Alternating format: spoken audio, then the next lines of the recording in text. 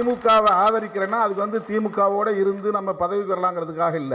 நான் பெரியார் பாசறையில் பயின்றவன் என்பதனால் திமுகவை நான் ஆதரிக்கிறேன், அவ்வளவுதான். Very simple.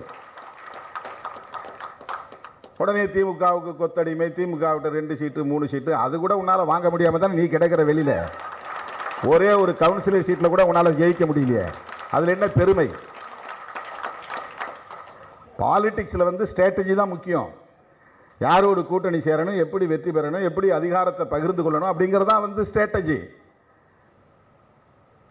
அந்த அடிப்படையில் தான் இன்னைக்கு வந்து தமிழ்நாட்டு அரசியல் வரலாற்றில், ஏன் தென்னிந்திய அரசியல் வரலாற்றில் இதுவரையில் நிகழ்த்த முடியாத சாதனையை விடுதலை சிறுத்தைகள் கட்சி நிகழ்த்தி இருக்கிறது.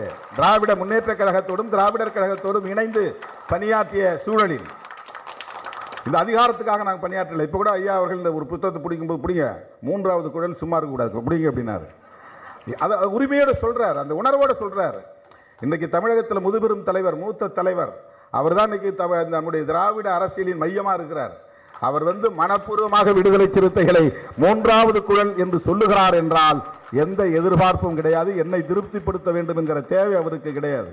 இந்துக்களை ஒருங்கிணைப்பதற்கு சாதி பெருமை வேணும். அப்ப சாதி, அதுதான் இவனுங்க வந்து குடிப்பெருமைன்னு சொல்றாங்க. அதனால தான் பிஜேபி டீம் நாம சொல்றோம். அது என்ன குடிப்பெருமை? சாதியை ஒழிக்கணும்னு தான் சொல்லணும். அதுல பெருமைப்படுவதற்கு என்ன இருக்கிறது? சாதியிலே பெருமைப்படுவதற்கு என்ன இருக்கிறது? சாதி பெருமை என்றாலும் குடிப்பெருமைனாலும் ஒண்ணுதான்.